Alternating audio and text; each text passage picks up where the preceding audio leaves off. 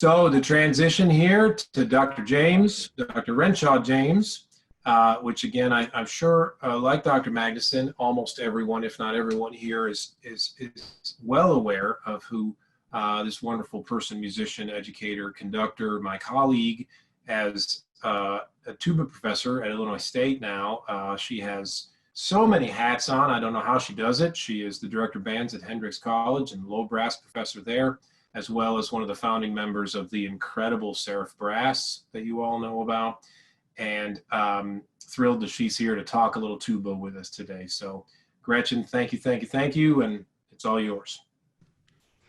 Hi everyone, thanks Dan so much for the invitation to be part of this, and I am here to give you some tuba tips for your young tuba players in the hopes that these things can help your young tuba folks overcome some challenges they might have. So and I forgot an important thing, so forgive me for interrupting right away, but everyone, the link to her handout information is here in the chat. I'll post it again just to make things really easy. Yep, there it is.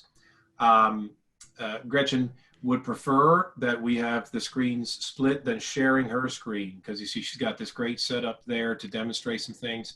So if you want to follow along with her handout, it's there on the link, and I'm going to go there now and build my split screen as well. So again, sorry for interrupting Gretchen, but I wanted to make sure that was really clear for everybody. Yeah, thanks Dan, no problem at all. So yeah, as Dan said, I've got a handout for you which includes the outline of what I want to share with you today, as well as some additional pages, exercises that you might be able to use with your tuba folks. So over the last several years of teaching college students and being out on the road with Seraph Brass and interacting with high school, middle school students, college students, I started to notice some trends of common challenges that young tuba players are facing. And it just so happens that so many of those things really map with the backbone of my own tuba fundamentals routine that I do every day. So I wanted to take you through the big picture things that I'm seeing, how you can help your tuba players overcome the challenges they might have, and along the way give you plenty of time to ask questions. So what I'll encourage you to do is go ahead and put your questions in the chat when they come to mind. I'm going to pause at the end of each section and take a look at those questions and answer some, and then I'll try to leave a nice chunk of time at the end for even more questions. First and foremost, tuba players need to know how to breathe, right? We got these giant hunks of metal and we've got to make them sound good. It all comes down to how well we can breathe. So breathing basics, it's always good to have more and more tricks in your bag, so to speak, to be able to describe breathing to your tuba players. So for inhalation, I'm thinking about filling from the bottom to the top. A good analogy for that is filling the water balloon. So wherever you are, go ahead and take in a deep breath. And I want you to put a hand on your stomach and just notice what happens. So go ahead and do this with me.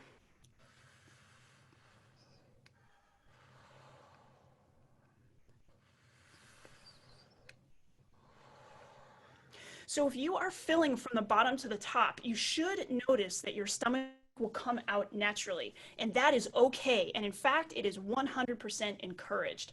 So just from an anatomical perspective, when we breathe in, the lungs expand and they push the diaphragm down. Okay, when the diaphragm gets pushed down, it quite literally has to push our internal organs out of the way.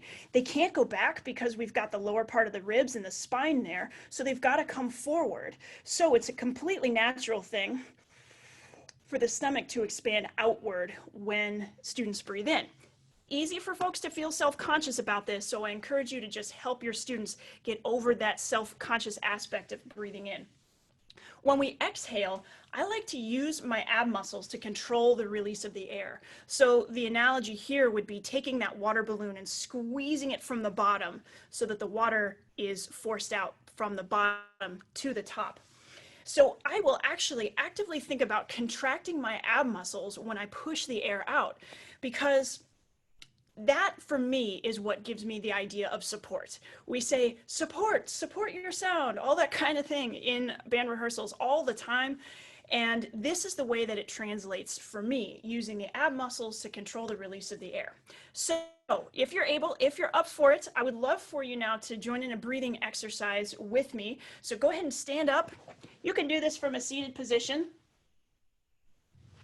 if you don't have a good standing area. So this is one breathing exercise that I really like because I am making the amount of time I have to inhale progressively shorter, but the amount of time that I exhale is the same. So the goal is, as you get shorter and shorter with the inhales, you are still going to get as much air in on, for example, 1 beat as you did on 4 beats. Now, I also do this with the breathing gym style arms. So you're going to see me raise my arms. When they're up here, that's a visual representation of the lungs being full. This is halfway, this is completely empty. I love this exercise because it helps us elongate throughout the torso, which encourages good breathing posture in general.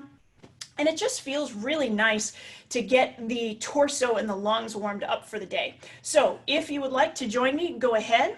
I am going to set a metronome on 66. That's the tempo I like to use for this one. And here we go. In for 4, out for 8 with the arms. And ready, go.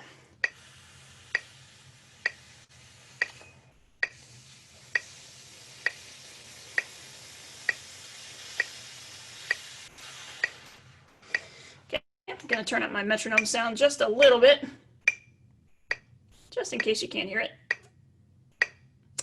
There we go. Now in for 2, out for 8. And ready, go.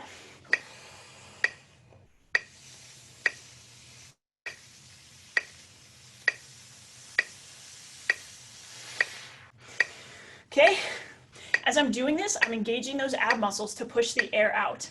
Now in for 1, out for 8, I'll count you in 1, 2, 3, breathe on 4. And 1, 2, 3.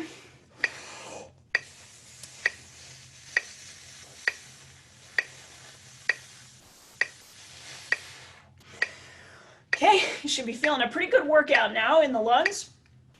Now we take away the arms because we're going to breathe in only for an 8th note, and then next will be a 16th note. So don't forget to tell your kids to do this, especially if they happen to be somewhat around each other, but I suppose with social distancing, this is probably not so much of an issue these days.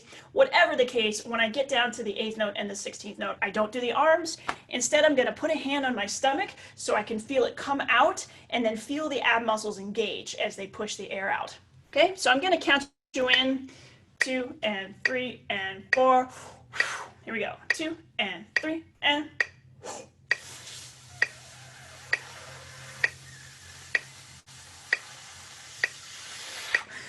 So you're probably noticing it's pretty hard to get in on an 8th note the same amount of air that you did on 4 counts. So that's the training part of this exercise. We're trying to strengthen the lungs so that they can get as close as possible to getting in that same amount of air.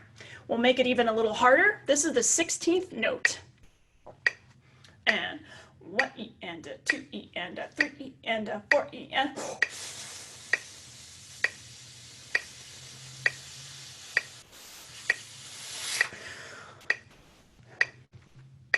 So if you were standing, you can join me in sitting back down. So that's just one of many breathing exercises that are out there. That's the one I use every day before I start playing because it really helps the lungs to loosen up and get ready to go. So let me take a look at the chat and see if anyone has any breathing related questions. Go ahead and enter them in the chat and I'll be happy to talk about those things. I should say that I don't plan that, or I don't anticipate that many of the things I will say will seem particularly revolutionary. Tonight, you've probably heard a number of these things before, but what I hope will happen is that you'll come away just rethinking the way that you approach your tuba players and the kinds of things that they need to deal with. Okay, seeing no questions in the chat so far, now we'll go on to mouthpiece buzzing. I use this as a tool for clarity of sound. This is a thing that tuba players struggle with. We've got these giant pieces of metal. We're trying to get the embouchure just right and the air just right so that we can produce a really clear sound. And one of the ways I think you can get at that is through mouthpiece buzzing. The first thing I have to say off the top about mouthpiece buzzing is that it is in fact different than playing the instrument, because when you just pick up this little device here, it does not have the rest of the tubing that provides some amount of feedback, some amount of back pressure, so to speak. And that actually does help the lips keep buzzing. So without that, the mouthpiece sort of serves as an overtraining device. If you can get your students to buzz really well, it should make playing the tuba easy to a certain extent. So there are a ton of benefits to get out of mouthpiece buzzing. One of them is reinforcing good airflow use, because if your student doesn't have good consistent airflow, the buzz isn't going to work. Regarding the embouchure, there's a certain amount of embouchure strength that you can gain, particularly in the corners, as a student learns how to mouthpiece buzz effectively. And along with that comes some amount of efficiency with the embouchure.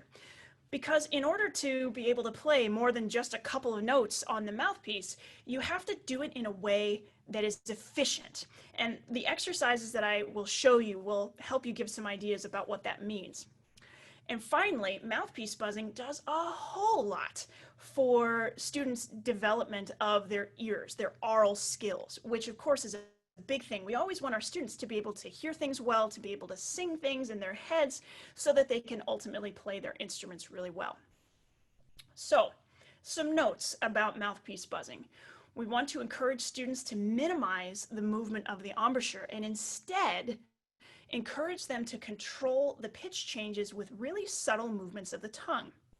So, I want to ask you, of course, keeping yourselves on mute, to go ahead and do this little whistling pattern with me. I'll demo here.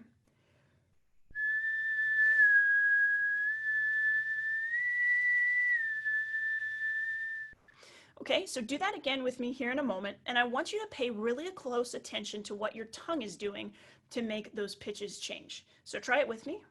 Ready?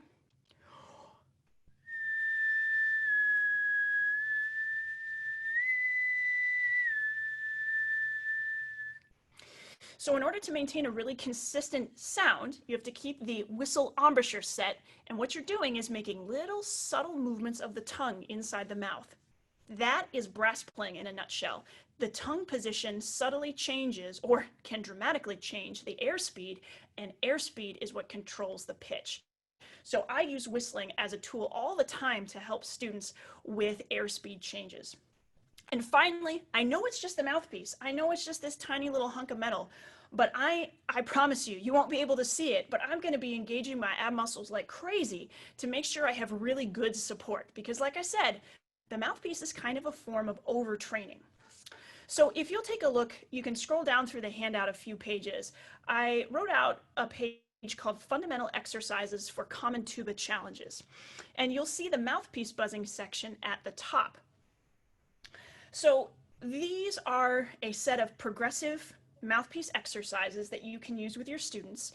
Version 1 is great if you have a student who's not done a lot of it before. Version 2, more advanced. Version 3, more advanced. Version 4, more advanced than that.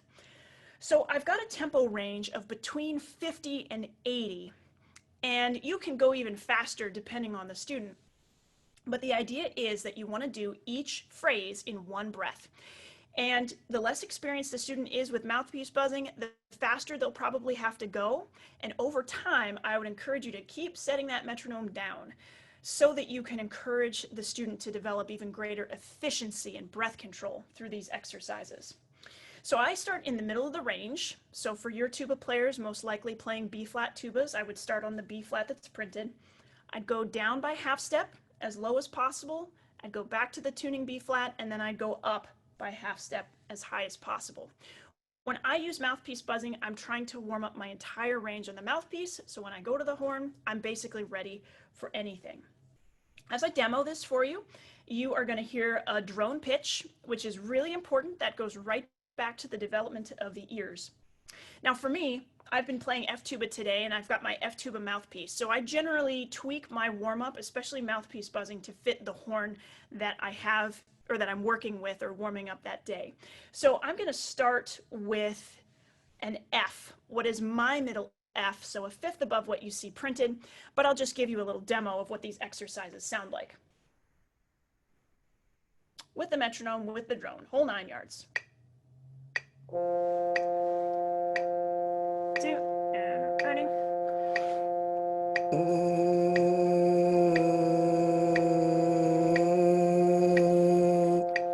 Version 2. Turning.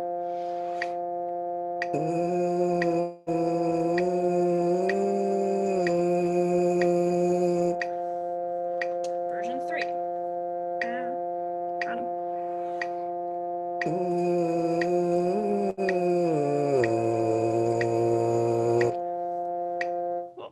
Before I do version 4, one other thing I want to mention about the sound to go for when you are having your students mouthpiece buzz.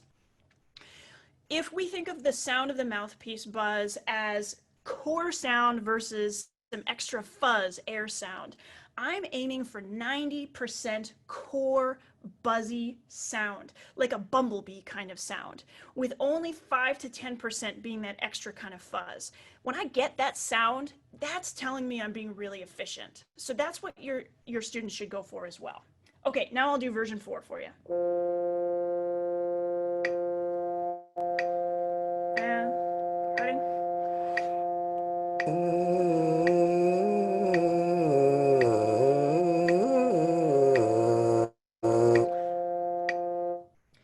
So they are a really great workout, and they're a really great way to help your students develop a good buzz, a good set through the entire range by doing the mouthpiece buzzing.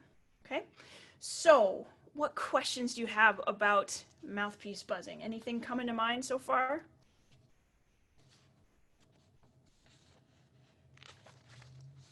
Anything?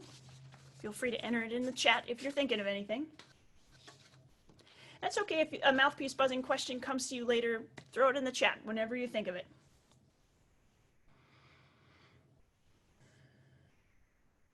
Okay, no questions so far. That's completely fine. Let's go on to the next section, which is flow studies. So I will be completely honest with you. I don't love long tones, and I know that they are so important, but they just feel so unmusical to me. So to find a way to achieve a lot of the benefits of long tones, but doing so in a more musical way, I have found this great book called Flow Studies for Tuba by David Vining.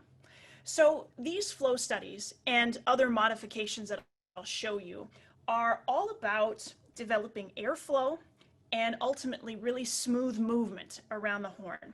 That's one of the things that's so difficult to deal with on a tuba. We have this giant instrument, we have these notes that feel very far apart, especially compared to a trumpet. So we have to find ways to utilize our air to get us around the horn really smoothly.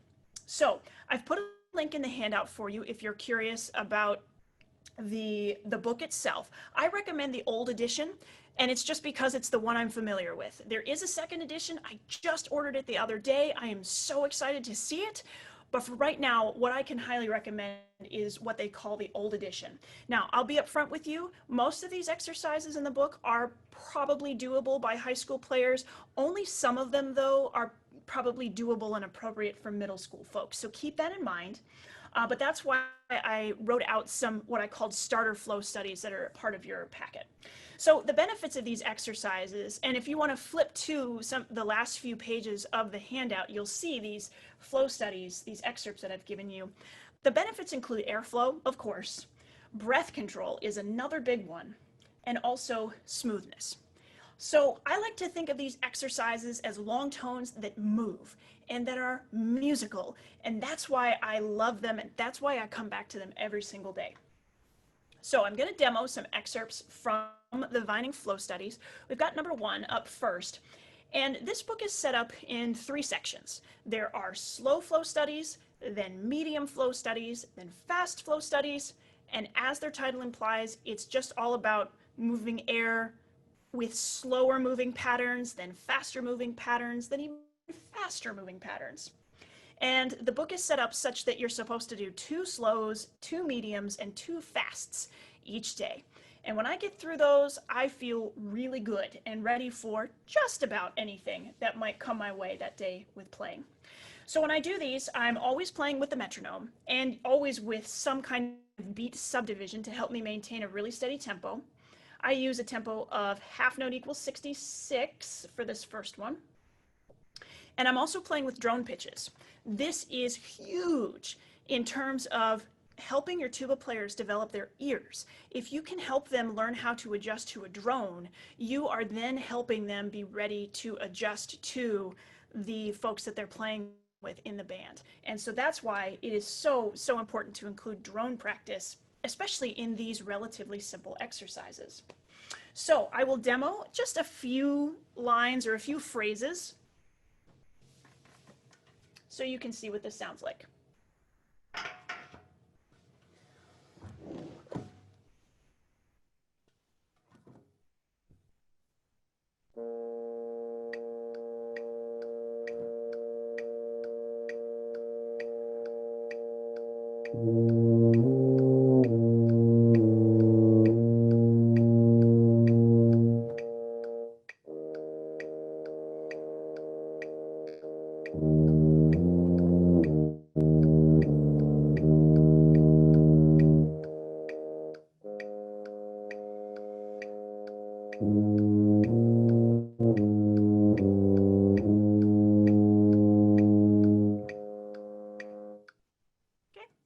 Simple exercise. This is something, for example, that at least depending on the range, some middle school players might be able to handle something like this. The next one is number 25. This is a medium flow exercise. So I've picked a tempo here that helps me to feel like it's a relatively medium speed. So half note equals 92. Once again, I'm going to turn on my drones, and this one is just going to move a little faster.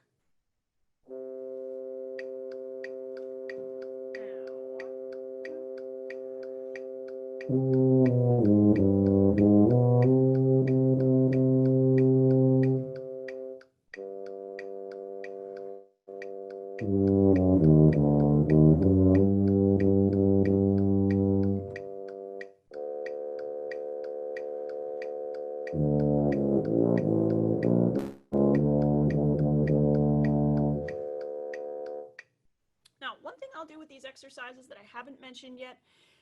Quite honestly, you might not consider using this technique until a person's at least at a high school level.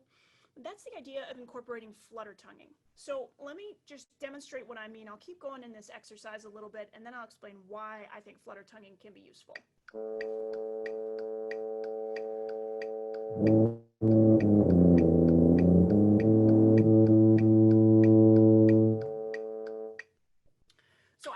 Tonguing because it forces an airflow to really keep going. The flutter will stop if the airflow stops. And it also helps me to firm up the corners just a little bit more. And the reason I started doing flutter tonguing is because I used to have a break in my embouchure, so to speak, where I would have a shift from a certain set of notes to a certain lower set of notes. And this is something that has really helped me smooth over that break so that I can keep my embouchure more steady, more consistent. And last, let's go and take a look at number 29, which is a fast flow study. Obviously, I'm going to play this one faster. You'll see in the handout that I've got different tempos marked here. I play this at about 100 on my F tuba. I play it a little faster on my C tuba. That's just because this book is actually really more geared towards B flat and C tubas. I played it on my F tuba because so much of the music that I play in the Seraph Brass Quintet sits very low in the register. So I work on this book, which is meant for a bigger tuba, to help me really connect with the low range. So I'll play a few lines from number 29. I don't do drones with this. I just do the metronome. And I'm going to incorporate some flutter tonguing most likely. Here we go.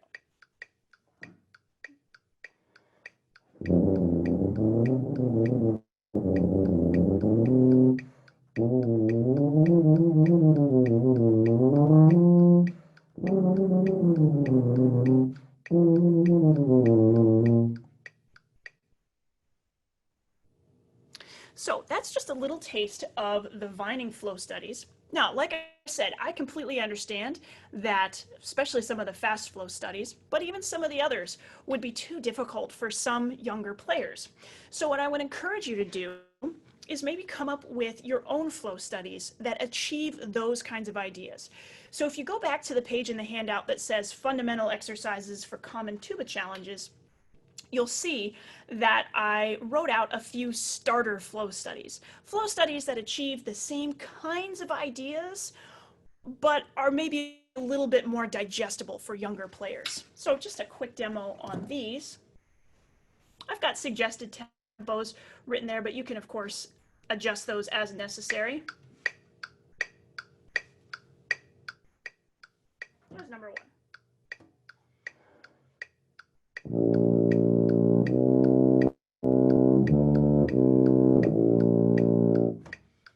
Okay, number 2.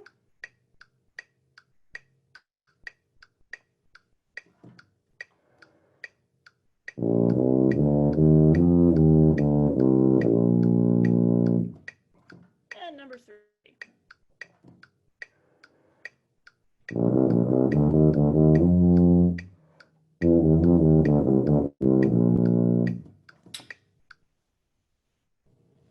Now, what I would suggest, especially again for your younger players, but even for your high school players, you might take one of those exercises and write it out. Maybe you would like your tuba folks to go around the circle of fifths with that exercise. Okay, or maybe up or down chromatically. However you like, that's what I would recommend with those exercises. Okay, so what questions are coming to mind? Thank you, Tabor, for your comments, covering all of these points very well. That's very kind of you. And I did go to the U of A, so I got to be around Jerry Sloan for a little while, and I actually picked up flutter tonguing from a trumpet player somewhere, but then started incorporating it in my own practice routine and found that it really helped. So thanks so much. Any questions, comments, thoughts, ideas about flow studies so far?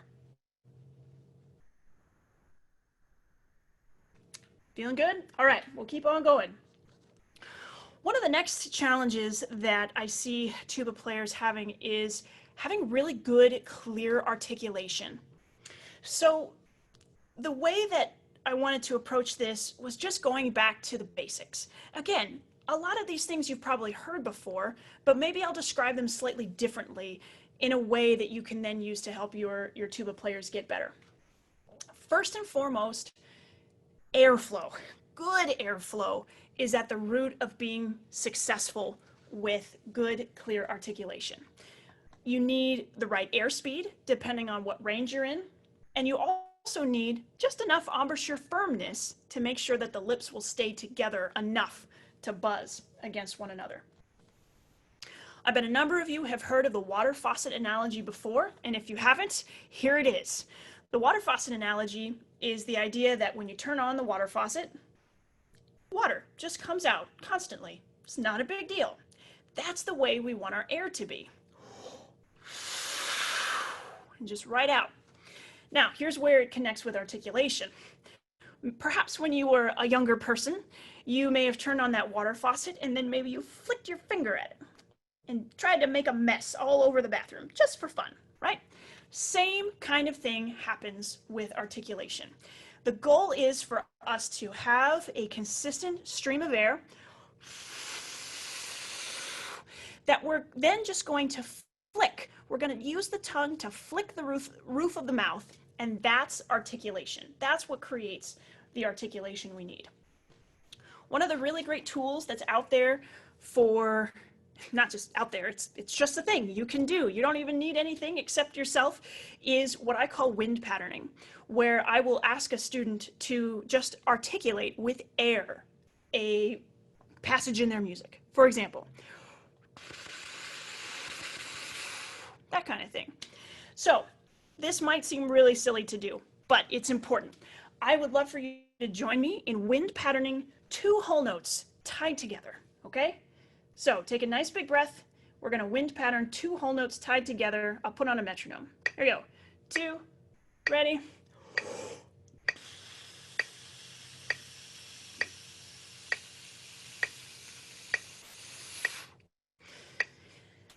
That air that you just created, that air stream, is the basis for 2 whole notes tied together, for 8 quarter notes, for 16 eighth notes. It is the basis for any kind of articulation that you want to do.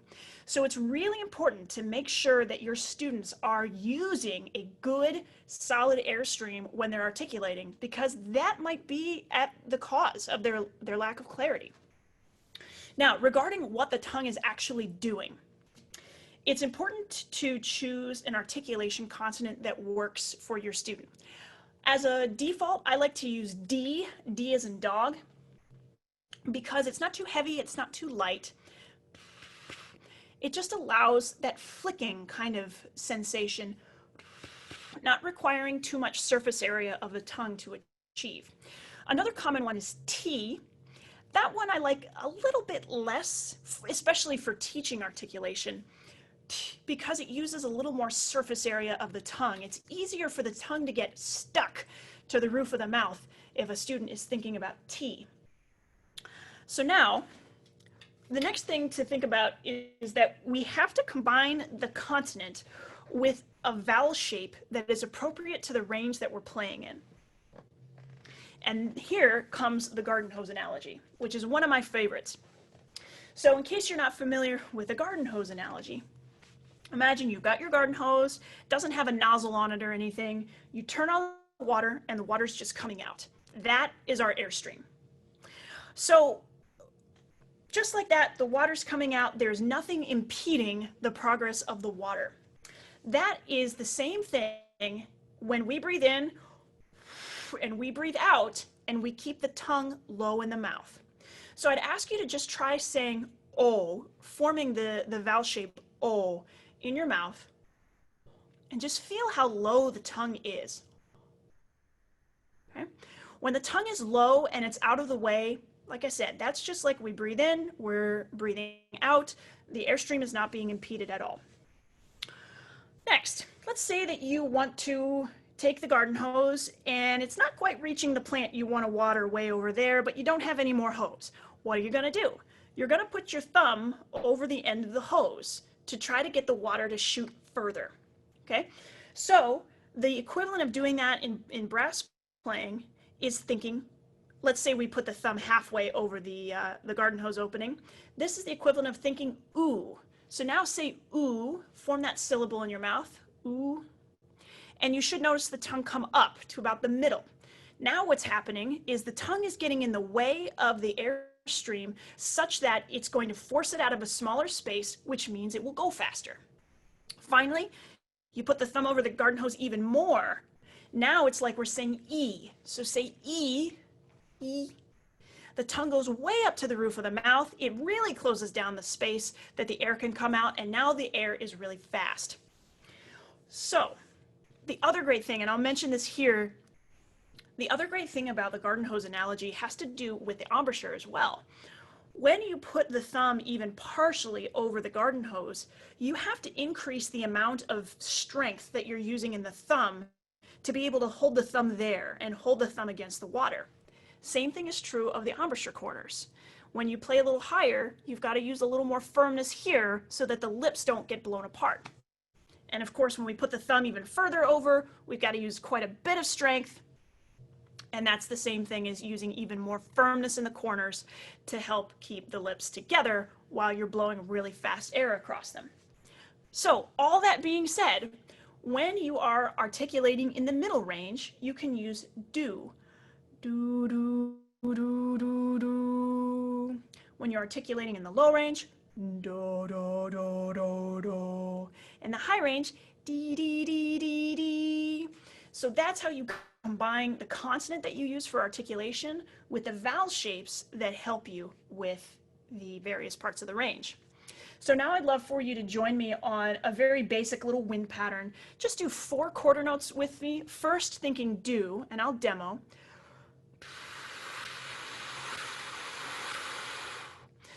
probably what you heard there was, I don't know, maybe 95% air and maybe only about 5% articulation. That's what I'd like you to go for, and that's what I'd encourage you to get your students to do. So here is do. Ready?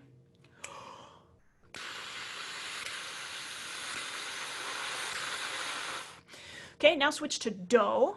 Ready? And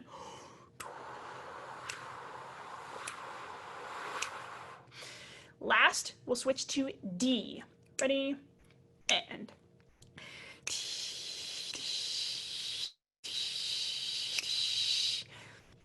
so just even doing that, you could probably tell a pretty big pitch difference in the air that I was blowing. And that's how this all connects back to the different pitches, the different air speeds that we're trying to get our folks to do. Brief word on double tonguing and triple tonguing. Yes, tuba players should learn how to do these things. They might not have to do it in the course of the band music that you put in front of them.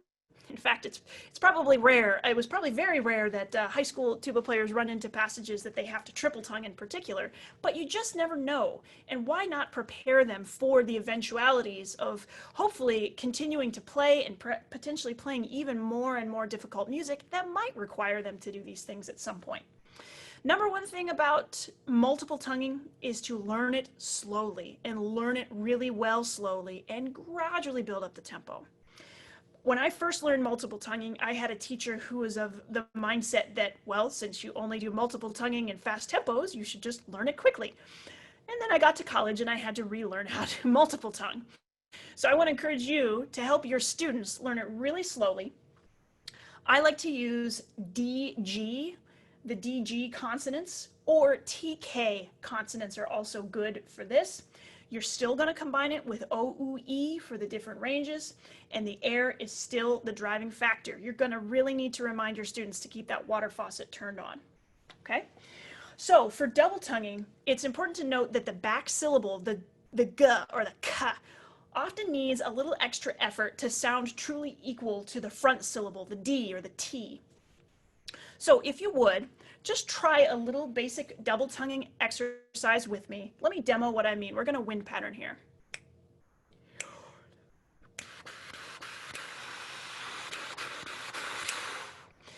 Okay, so try that with me, and I want 90% of the sound that you make to be the air sound. Try it. Ready, and...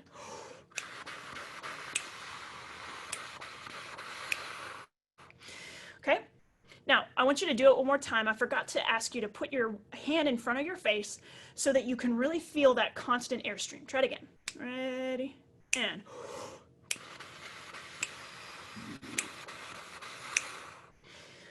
Okay. Next, triple tonguing. Two different ways of doing this. You can use the do-do-goo pattern. That's my preference. Or you can use the do-goo-do pattern. Both work just fine. The first one works better for me, so that's why I use it. So let me demo what this is like in a wind pattern first, and then you can join me. Here it is. Join me. Do it once more. And okay.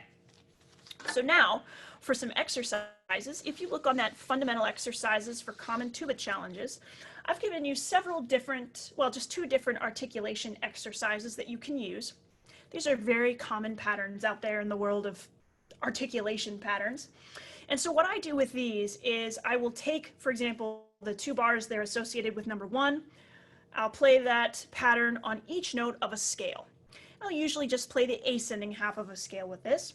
And my goal is to play a scale that sits in my lower register, then one in the middle register, then one in the upper register each day. And that's what helps me to practice those different vowel shapes that I need.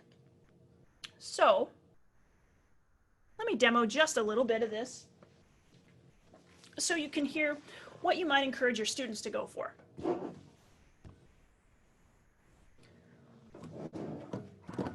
Okay, so I'm going to choose about a middle range scale here.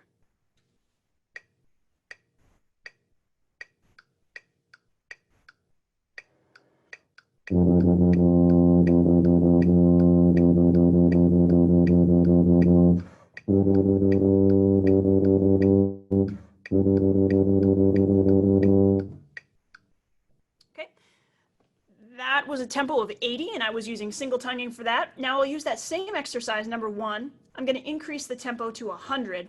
Now I'm going to do a little double tonguing. I'll choose an upper register scale.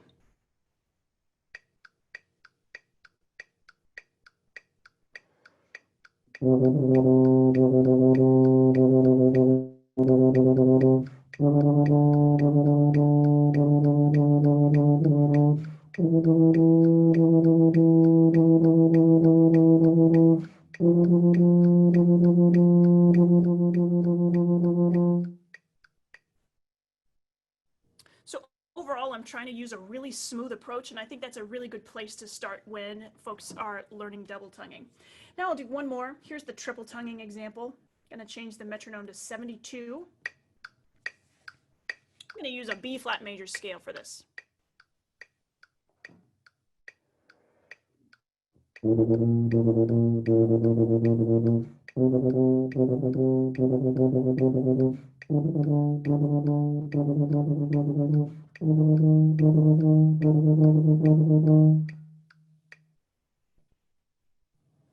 So those are a few basic articulation patterns that you can use with your students as they work on articulation.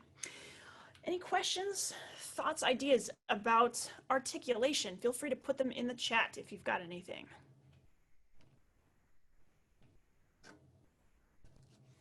Nothing for right now? Okay. All right. Then we'll move on to our last section, which is called Challenges with Register Extremes. So regarding playing high on the tuba or playing low on the tuba, I think it's important to start by thinking about the basic physics of sound and making sure we're on the same page about those things. So when we're talking about loud versus soft playing, we're talking about the amount of air that we're using. So if you're going to play loud, you're going to need more air. If you're going to play soft, you need less air. That's why, regardless of what wind instrument you play, when you have a loud passage, you just have to breathe more often. That's why. When we're talking about high notes versus low notes, we're talking about the speed of the air. Faster air for higher notes, slower air for lower notes. And this is just science. The faster the air goes, the faster the lips will buzz, which means the higher the frequency at which they will buzz. So that's how that all connects and how it works. One of the common issues I see tuba players have with the upper register is using too much air. This goes back to the garden hose analogy. We want to think about an E vowel shape in the upper range. And we also need to think about having some firmness here in the corners. But one of the things that often gets said to brass players, well, to wind players in general, but brass players especially, is this concept of more air. But as we just talked about, more air actually means whether we're playing, or actually means playing louder.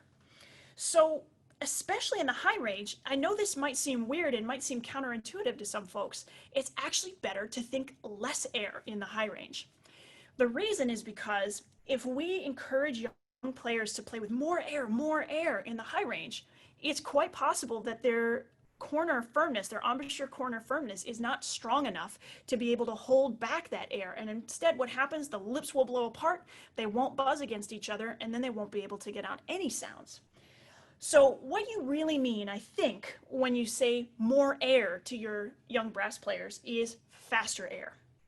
So I think it's important to make sure that we realize that what we want of all brass players, no matter what, is a consistent stream of air. But then it's a matter of the speed of the air, which can be aided with tongue position in terms of whether they're playing higher or lower. So I'll encourage you to keep that in mind as you're helping your brass players, your tuba players, get better in the high range. So for me, high range and really all of brass playing, all of tuba playing, no matter what the range, is a balance of 3 different elements. 1, do I have enough support in the ab muscle region to support whatever notes, whatever phrase I'm playing right now? 2nd, are my corners in the embouchure firm enough so that the lips will be ready to buzz at whatever pitch I want? And finally, is the tongue position aiding me in the speed of the air that I need? So in the case of high range, am I thinking E so that that tongue is really high in the mouth? Are the corners firm enough to support and be able to stand up against this faster air that's blowing across them?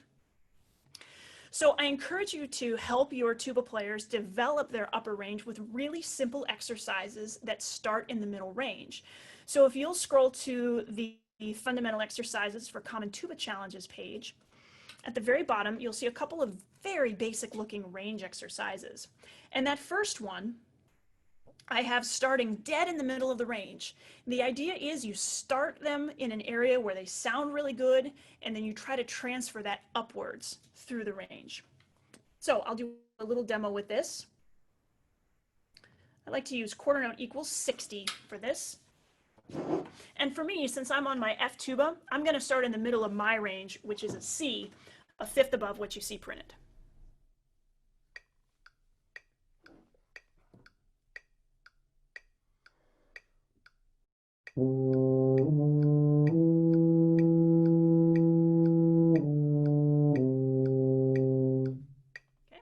From here, you take this up by a half step as high as your student can comfortably go. I'll just jump up by a few steps and go from there for a moment.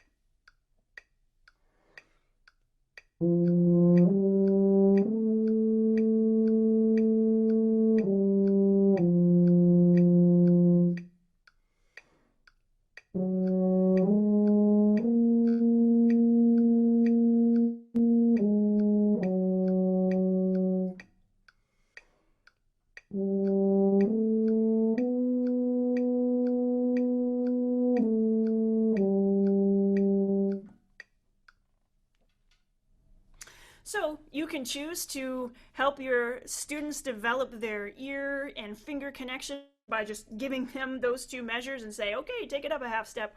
Or if you like, you could write it out for them going up by half step just to help them out, maybe as they get started. Now for the low range, the biggest thing that I see with young tuba players is that they're using air that's just too fast for the low register. Again, going back to the garden hose analogy, when we're in the low register, we want to encourage our young players, well, any player ever, to think, oh, to keep the air nice and slow. So the challenge of tuba playing, especially playing in the low range, is that, especially young kids, you're learning how to take these giant breaths, this very specialized version of breathing you've probably never done before in your life. But then you have to turn around and release the air so slowly. So,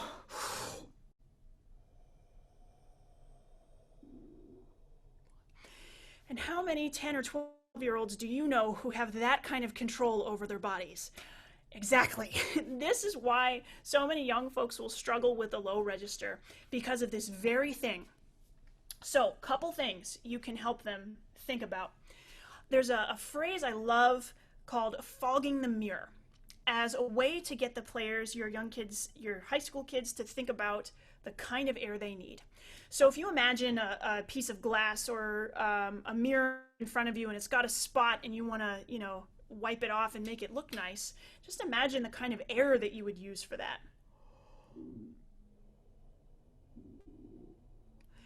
Really warm, really slow air, right? That is a really helpful kind of way to think about the low range. In addition, of course, I've mentioned the idea of thinking O inside the mouth. And another closely related issue or element is keeping the throat really open. So if you just pretend like you're yawning, that's really going to help to keep the throat open.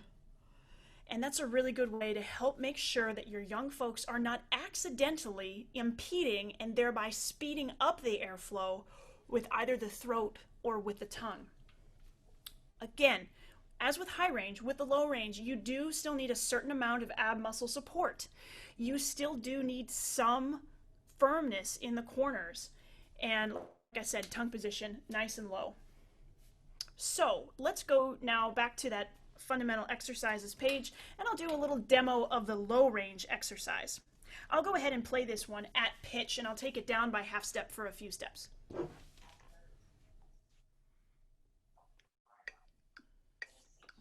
There it is.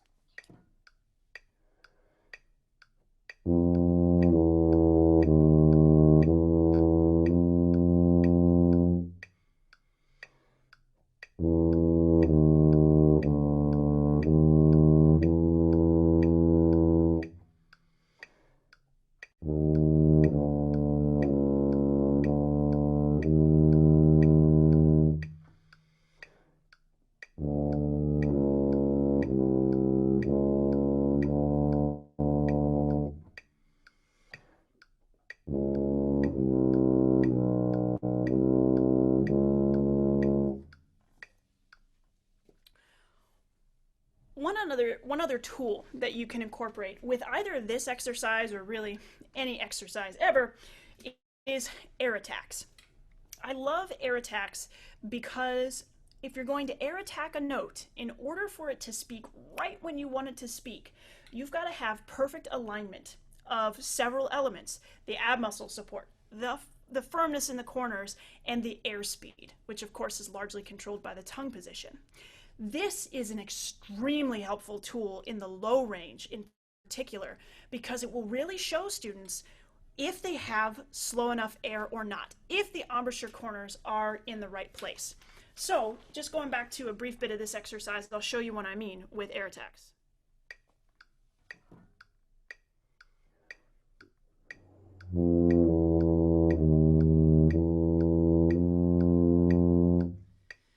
I'm so glad I messed up, because that shows you what happens. You could hear with the metronome that I was behind it, it didn't speak. That just tells me things weren't perfectly aligned in terms of those three elements. I'm going to try it again.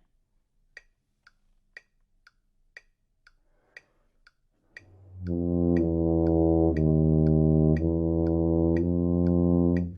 little better, but not great. I'll try it again.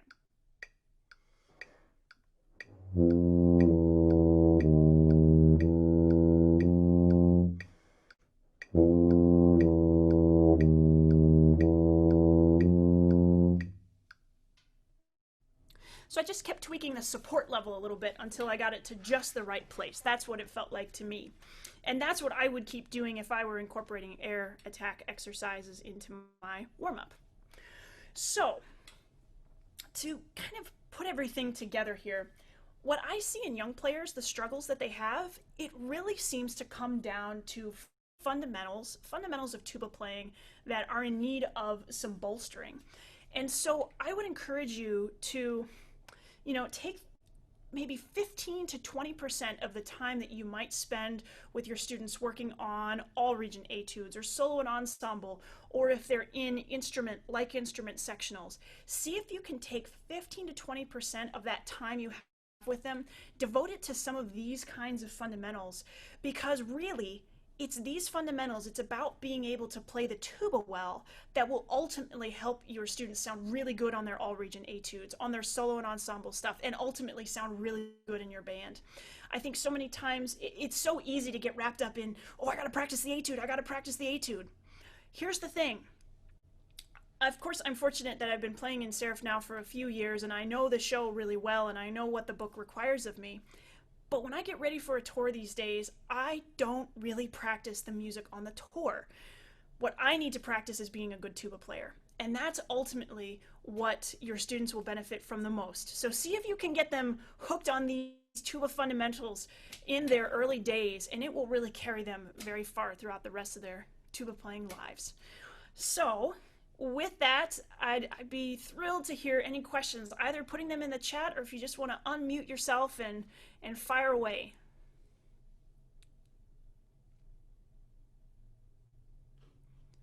All right, we got some questions from Ralph. Let's see here. How soon do you recommend introducing lip slurs to the beginners? I would say pretty darn soon. Like shortly after they begin, but very basic ones, because lip slurs are all about teaching airspeed changes, and that's such a huge part of playing, of course.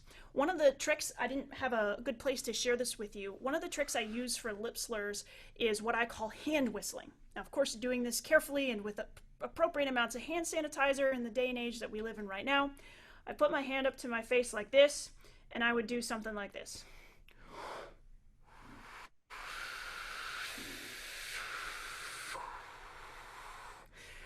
Okay, so what I'm practicing there is airflow, and I'm practicing pitch airspeed changes, which you can hear. Hopefully it came through across the microphone, the airspeed changes. Okay, so go ahead and get them going on some easy ones early on, but get them to do something like that so they understand what is actually changing. Not the embouchure, it's the airspeed.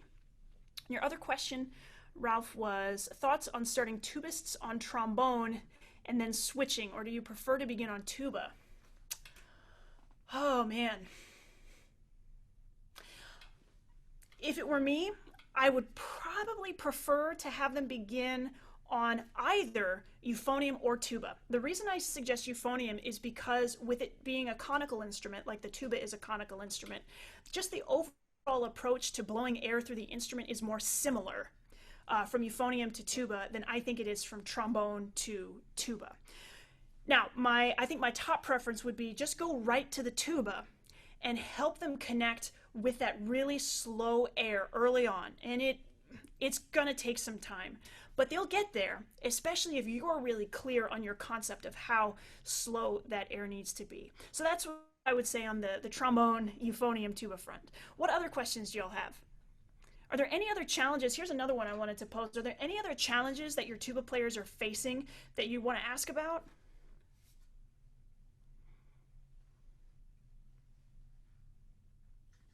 Gretchen, I'm going to jump into the void just a little bit, and Sure. I want to thank you for this time. I want to, as is typical with everybody so far this summer, and you being another fellow Arkansan, I'm sure people will think of some questions, and I know that you're wide open to those questions. Are your email addresses on that handout? Or You know what? I did not put them on there. So I can put those, put that in the chat. So let's see okay, here. yep. I'll do that right now. Yeah, just you're carrying all that heavy metal, but if you want to drop it in the chat, that's great. And it's a fantastic handout, Gretchen, and just such a wonderful presentation. I could not agree more in regard to the fundamentals of playing the tuba and applying to our repertoire, our etudes, our band music, etc. It reminds me of teaching someone to fish as opposed to giving them a fish. And so appreciate everything you shared with us today. Just fantastic. Thank you, thank you, thank you. I think I noticed you've got a poster above your left shoulder that says Frank Kelly up on the top. I do. I'm excited. Next week, our first hour is the Frank Kelly coming to talk with us about the Creative Repertoire Initiative. Speaking of how we will probably not have band as we're used to it for at least part of the semester coming up. We're going to need to be flexible, and this Creative Repertoire Initiative that Frank's founded, I think is incredible, and I'm thrilled that he's making the time to come and share with all of us next week at 4 o'clock. 5 o'clock is Ken Feuder talking saxophone. So please make a plan,